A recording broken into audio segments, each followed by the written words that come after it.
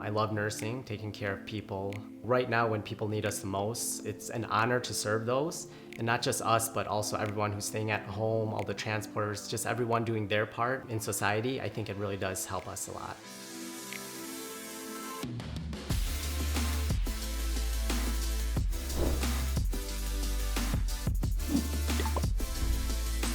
My name is Ron Navarro. I am 30 years old. I make $90,000 a year, and I live in Troy, Michigan. I am a registered nurse. I work in the emergency department at a Trauma 1 level hospital in downtown Detroit. At first, I wanted to do engineering after high school, but my mom is actually a registered nurse in the operating room, and she had me working in the hospital system, and I ended up loving it.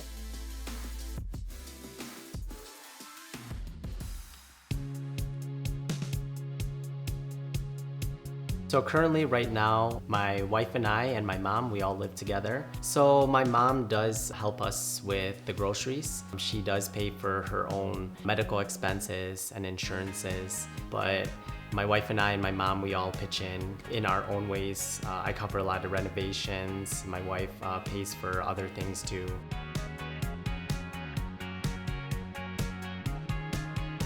Within the past couple months, I would say my financial goals have changed. I'm a little bit more focused now on saving. So right now my goal is to put enough to our emergency fund.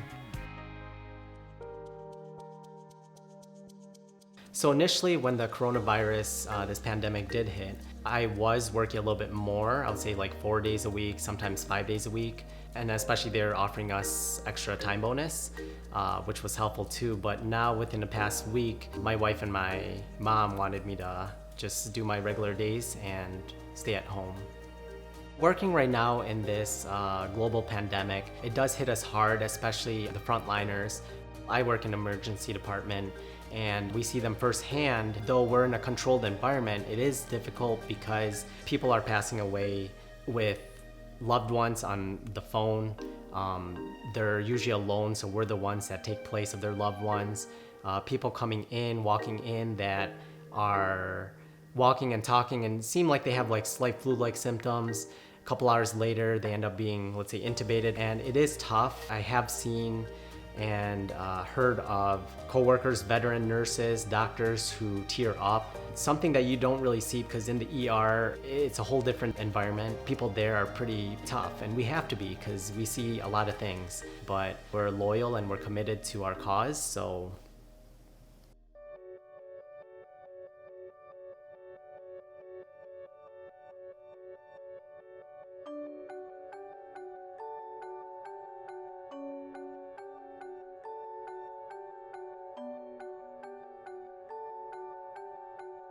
Actually was a pretty big risk. Now as I think about it, going to a whole different country, meeting someone. I guess I was very fortunate and blessed to meet my wife in the Philippines.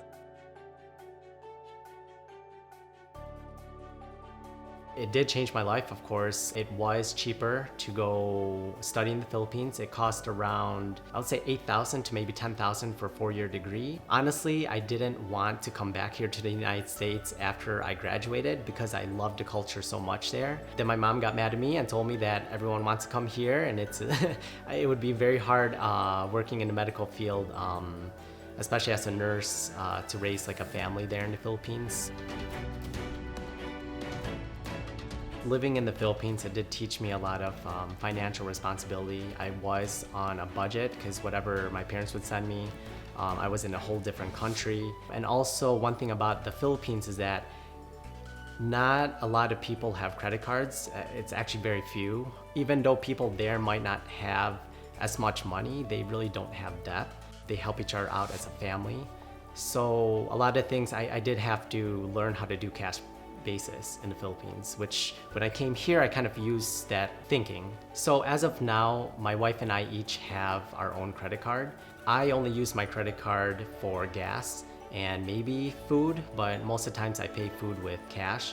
So I only spend maybe $150 to $200 on gas a month, and that's what keeps my credit score pretty up.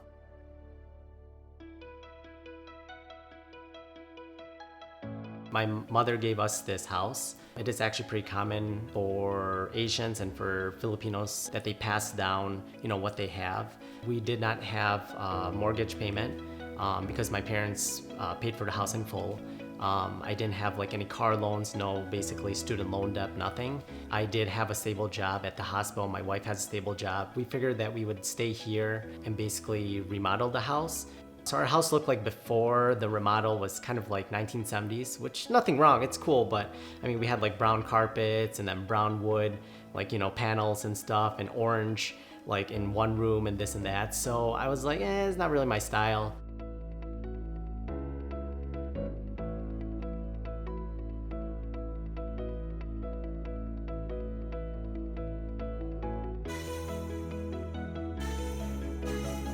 We fixed almost everything on the first floor. We renovated all the rooms, the kitchen, the bathrooms. We fixed our roof, the gutters, the landscape, our driveway, our garage, the patio we redid. Literally almost everything here is brand new. Even our furniture is brand new. And I'm planning to keep that for a long time, so this is something that was worth spending for, in a way. It was a hard decision that I realized afterwards, because I was like, oh wow, I have to pay for something now, which I didn't really have to. But every day I wake up, we see this house, my mom's happy with it. I guess if I could do things different, I would probably wait a little bit more, but I am satisfied. I brought my wife here and we got married within 90 days as a fiancé visa, and we were supposed to save 2 to 3 years for a destination wedding. But we figured out that since, we already are married, we used actually this money plus the mortgage of this house to buy a place in the Philippines.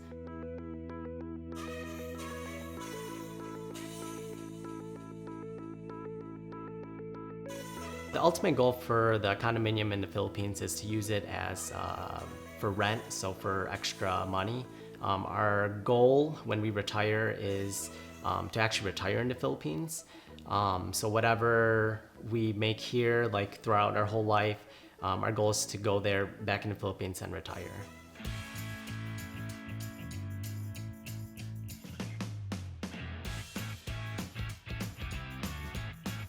I bought my truck in 2015, brand new. I bought my wife's SUV in 2016, brand new as well.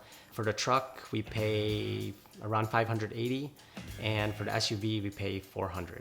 The price tag for the truck was around, I would say, $34,000. It was, I think, almost a base model, and the SUV was around $22,000. We actually, my wife and I have 2 more payments on the SUV, and we have around 7 payments for the truck. So hopefully by the end of this summer, everything should be paid off.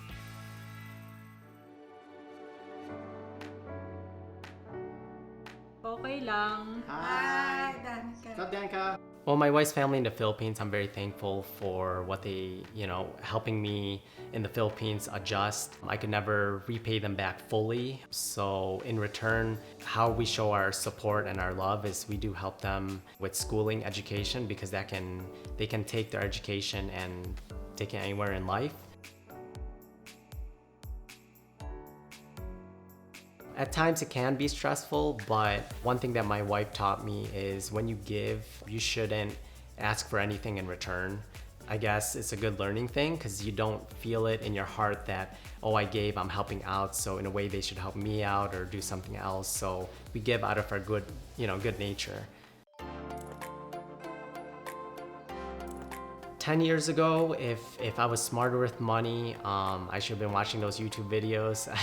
I only started learning about like Roth IRA, just saving a bunch last year or 2 years ago, I would say. But if I was smarter, if I didn't go headstrong with remodeling and just spending like crazy, maybe I would have had better savings. But as of now, I'm living comfortably, we're okay. Like the saying goes, money doesn't buy happiness, but it sure can help.